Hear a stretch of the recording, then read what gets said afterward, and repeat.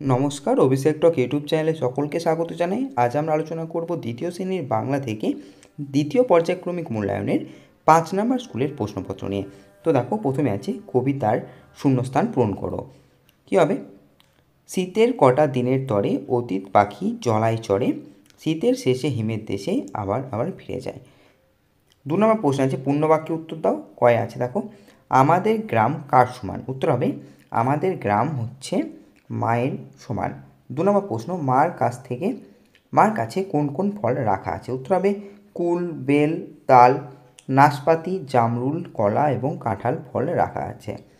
গয়ের প্রশ্ন, কে গান গাইতে এসেছে? উত্তর হবে বোস-টুমি গান গাইতে এসেছে।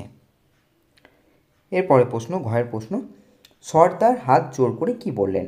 উত্তর হবে সর্দার হাত জোর করে বললেন, মাপ করবেন, টাকা নিতে পারবো না, নিলে অধর্ম হবে।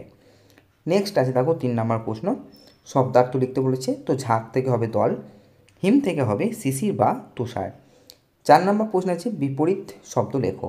প্রথমে আছে পছন্দ থেকে হবে অপছন্দ, কঠিন থেকে হবে তরল।